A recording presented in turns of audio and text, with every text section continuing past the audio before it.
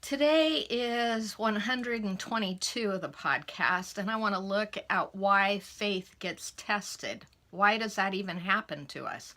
Some might think faith is something too fragile to put to the test, that if we test faith, then it could possibly destroy our faith. But faith has within it all the life and power to produce its end. And so God has something else in mind when he's testing our faith. Tests usually are moving obstacles out of the way that would impede the growth and maturity of the seed that God planted when he spoke. So I want you to listen to James chapter 1, verses 2 through 8, and then verse 12. Consider it all joy, my brethren, when you encounter various trials, knowing that the testing of your faith produces endurance.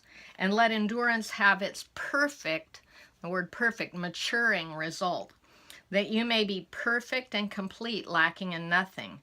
But if any of you lacks wisdom, let him ask of God, who gives to all men generously and without reproach, and it'll be given to him. But let him ask in faith without any doubting. For the one who doubts is like the surf of the sea, driven and tossed by the wind.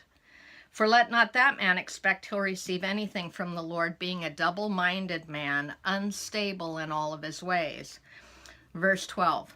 Blessed is a man who perseveres under trial, for once he's been approved, he will receive the crown of life which the Lord has promised to those who love him.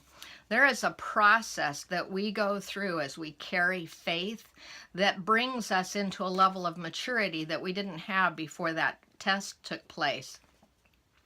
So there's a gift in the trial, and the gift is we gain a level of endurance. When I first started running, I could run one block. When I pretty much got to the culmination of running, I ran a marathon, and that wasn't even in me when I first began to run. So other words for endurance: ability, capacity, courage, fortitude, persistence, stamina, resistance. Those are all synonyms of the word endurance. The definition of endurance is the fact or power of enduring an unpleasant or difficult process or situation without giving way. It is the capacity of something to last or withstand the wear and tear it's going to face. So here's today's question for you. Where has God tested your faith to the point that you developed endurance? Where did he have you at the point where you were only running a block, and then he brought you to the place where you could run a marathon, spiritually speaking? So where has he tested your faith to the point where patience came, or perhaps the fruit of long suffering?